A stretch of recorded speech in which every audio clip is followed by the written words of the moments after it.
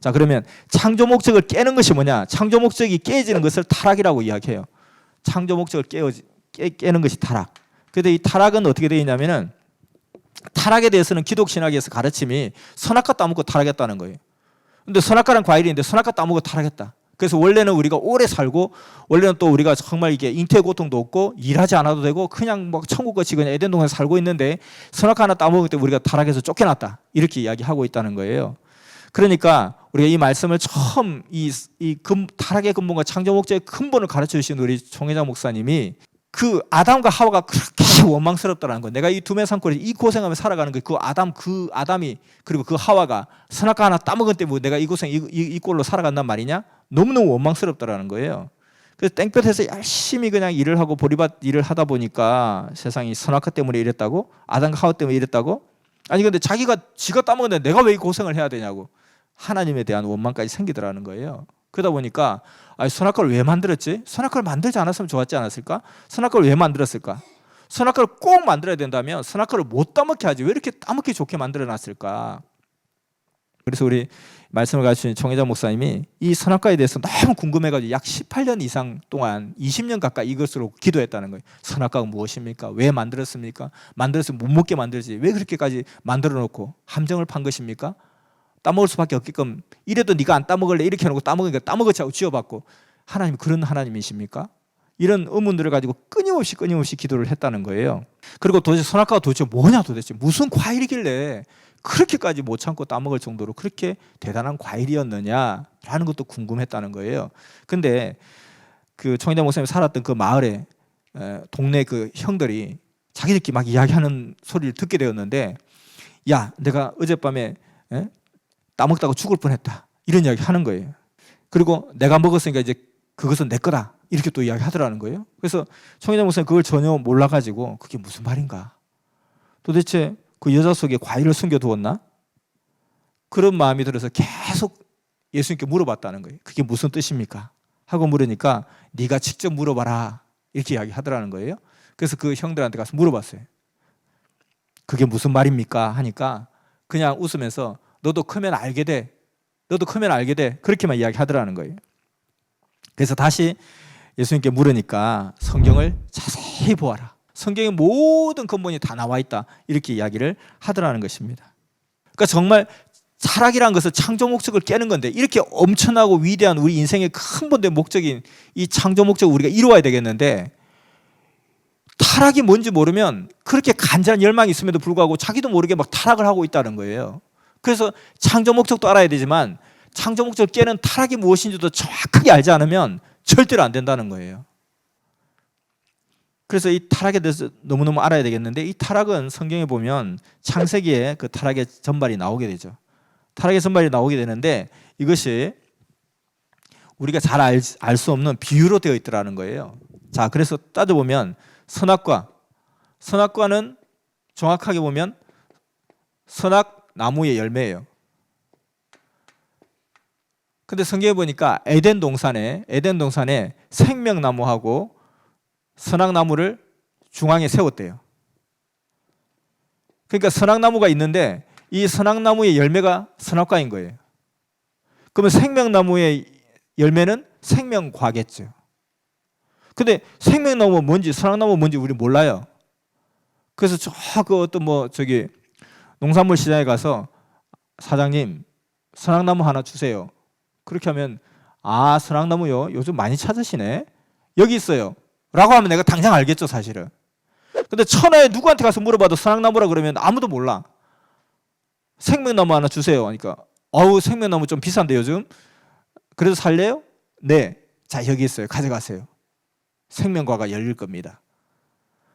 이게 없어요 사실은. 그러면 항상 성경은 어떤 거냐면 진리의 책이잖아요. 진리의 책은 뭐냐 보편성이 기본 특색이라고 그랬습니다. 다시 말하면 성경이 하나님의 진리책이고 우리 모두에게 해당되는 책이기 때문에 그때 선악과가 있으면 지금도 선악과가 있어야 돼요. 근데 그때만 선악과가 있었고 지금 선악과가 없어요 하면 그것은 이 성경은 진리책이 아니라는 거죠. 그럼 성경에 나와 있는 모든 세계는 지금도 우리 가운데 일어나는 일이고 어느 곳에서 일어나는 일이라는 거예요. 지금도 생명나무가 있고 선악나무가 있다는 거죠. 그래서 근데 우리는 왜 생명나무가 뭔지 선악나무가 뭔지 왜 모르지? 라고 한다면 이게 혹시 우리가 비유가 아닐까? 비유가 아닐까? 왜냐하면 생명나무 선악나무 전혀 없는데 그러니까 비유일 수 있다 하고 예수님 말씀하신 대로 너는 여호와의 책을 자세히 보라. 생명나무가 뭡니까? 선악과가 뭡니까? 그러니까 여호와의 책을 자세히 보라. 그래서 성경을 자세히 보는 거예요. 성경을 자세히 보니까 이 생명나무에 대해서 많은 곳에서 이 생명나무라는 단어가 나오고 있더라는 거예요. 그래서 잠언서 13장 12절에 보면은 이 잠언서 13장 12절은 이야기하기를 소원을 이루는 것이 생명나무래요. 자, 이제 한번 찾아보세요. 소원을 이루는 것이 생명나무. 그다음에 또 하나는 잠언서에 또 있는데 지혜는 얻는 자에게 생명나무래요. 잠언서 3장 18절에 보면은 지혜는 얻는 자에게 생명나무라. 지혜를 얻는 자, 지혜를 얻은 자가 생명나무라는 거예요. 또 잠언서에 보면 11장 30절에 의인의 열매는 생명나무라는 거예요. 자, 여기 생명나무의 정의가 계속 나오고 있습니다. 이게 가다 보면 뭔가 한 가지로 집약이 되겠죠. 잠언서 15장 4절. 잠언서 15장 4절에는 올량한 혀는 생명나무래요. 올량한 혀는 생명나무라. 그 다음 계시록 22장 14절에 보면 두루마기를 빠는 자는 생명나무 앞에 나아갈 수 있대요. 자, 요걸 가지고 이제 유추를 해보는 거예요. 두루마기를 빠는 자는 생명나무 앞에. 무슨 나무인지 몰라도 그 나무 앞에 나아가려면 자기 두루마기를 빨아야 나아갈 수 있대요. 두루마기 들어오면 나무가 갑자기 너 두루마기 들어오니까 절로 가 이렇게 한다는 거예요. 무슨 그런 나무가 다 있을까? 근데 우리가 비유론에 보면 성경의 많은 비유들 보면 나무를 사람으로 비유하고 있죠. 에스겔서 31장 9절에 보면 에덴 동산에 나무가 투기를 했다 이런 표현도 있어요. 나무가 어떻게 투기를 해요? 사람이 투기를 하죠. 에스겔서 31장 18절에 보면 에덴의 나무가 음부로 갔다는 거예요. 무슨 나무가 죽고 나니까 죽은 나무가 되니까 지옥으로 간다? 그것은 사람이죠. 그래서 성경의 많은 곳에 나무는 사람이라고 많이 표현하고 있습니다. 내 입에 있는 나의 말로 불이 되게 하고 이 백성을 나무가 되게 하여 불이 나무를 사는 같이 내 입에 있는 말이 너희의 심령을 사르리라. 예레미야에도 나오잖아요. 그러니까 비유론 나왔죠. 이미 배우신 거죠. 그러니까 나무는 사람이란 말이에요. 그러면 생명나무라는 것은 왜 생명나무일까요? 생명이 열리니까 생명나무겠죠. 감이 열리면 감나무겠죠. 꿈이 열리면 뭐겠어요? 꿈나무겠죠. 생명나무라는 건 생명이 열리니까 생명나무를 하겠죠. 그러면 인간의 소원이 뭘까요? 인간의 소원. 우리가 육적으로만 한정시키면 인간의 소원은 행복이에요. 그러면 영과 육을 통틀어서 우리가 소원이 뭘까? 그래서 이게 바로 구원이에요. 구원을 이루는 것이 생명나무고, 그 다음에 구원의 지혜를 얻은 자가 생명나무고, 그는 의인으로서 열매를 맺은 자예요. 그러니까 의인이 된 거죠.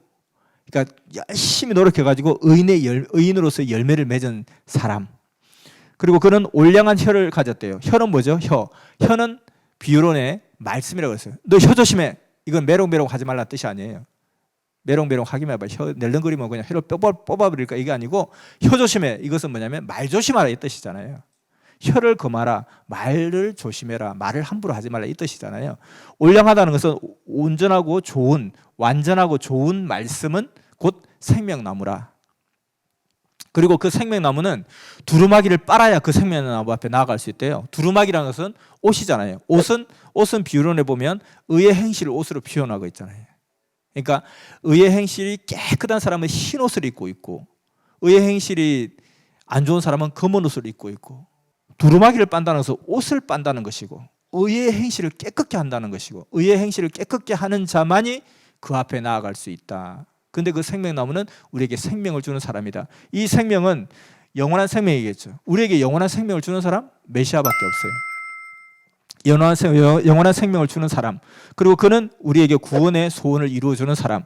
그는 구원에 이르는 지혜를 우리 가운데 얻고 그것을 가르쳐주는 사람.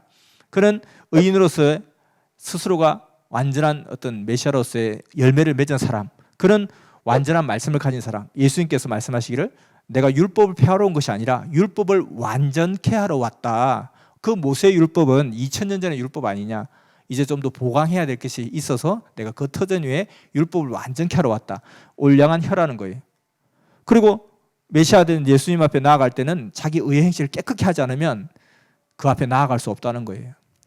그러니까 겸손하고 그리고 온유하고 그리고 그 말씀을 받아들이고 이렇게 해야 그 앞에 나아갈 수 있지, 교만하고 목에 힘주고 잘난 체하고 절대 그 앞에 나아갈 수가 없다는 것이죠.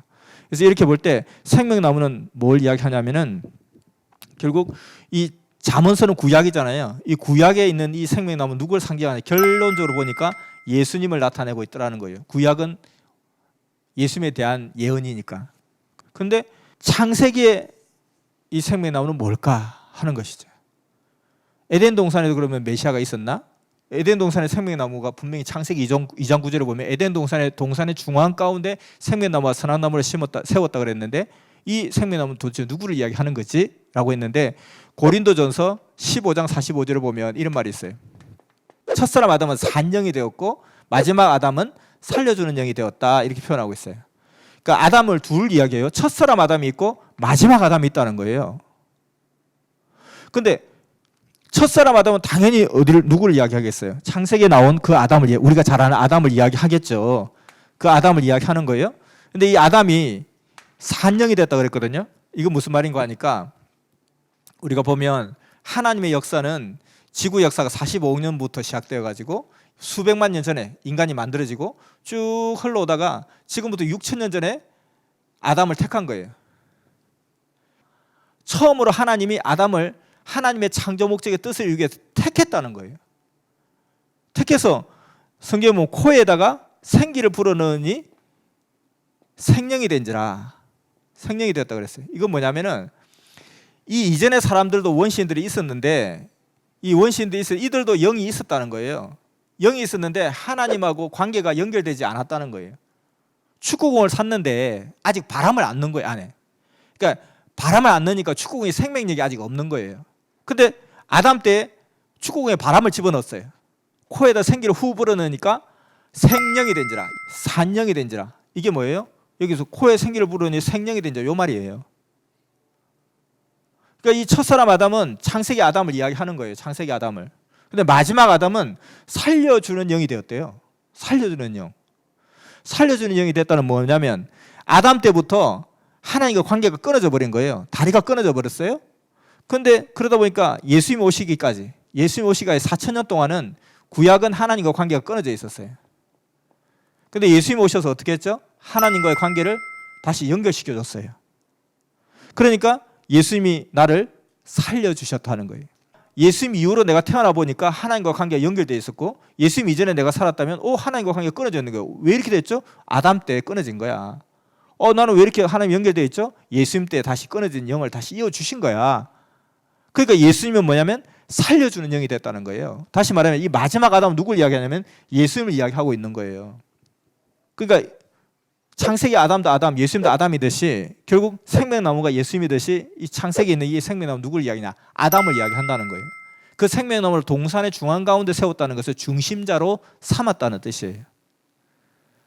그러니까 하나님이 이 땅을 창조하시고 그 땅 위에 우리 인생들을 창조하시고 인생을 창조한 목적이 있을 거 아니에요. 그 목적을 실현하는 데 있어서 처음으로 선택을 한 사람 누구냐면 아담이었다는 거예요. 그 오스트랄피테쿠스나 호모 에렉투스는 선택할 수가 없는 게 너무 어리기 때문에, 인생의 우리 나이가 너무 어리기 때문에 그 3살짜리 4살짜리가 무슨 인생을 논하고 인생의 목적을 논하겠어요. 그러니까 기다렸던 거죠. 기다리다가 처음으로 아담을 딱 택해서 하나님의 인간 창조 목적에 대해서 이야기를 하시고 그 뜻을 이루게 하시려고 딱 택했는데 이 아담이 완성이 돼야 되는데 생육하는 과정 가운데 생육이 하지 못한 상황에서 뭘 해버려요? 번성을 해버렸다는 거예요. 그게 타락이 돼버린 거죠. 아무튼 그건 뒤에 가서 연결하기로 하고, 생명나무는 아담을 이야기하는 것이구나. 아담이 원래는 그런 큰 뜻이 있는 사람이었구나. 근데 결국 생명나무가 되지 못했고 완성이 되지 못했구나. 그럼 생명나무가 아담이라면 이제 답이 나오죠. 선악나무는 누구냐면은 아담과 함께 돕는 배필로 세운 사람 누구냐? 하와라는 거예요. 이것도 나무는 사람인데 동산의 중앙 가운데 생명나무와 선악나무를 세웠다. 생명나무가 아담이면 선악나무 누구일까? 하와이겠지. 그리고 아담 한 사람만 있어서 적적하고 하니까 너는 돕는 배필이 필요해서 내가 하와를 만들었다 라고 하와를 세웠다. 그러니까 결국 선악나무는 하와라는 거예요.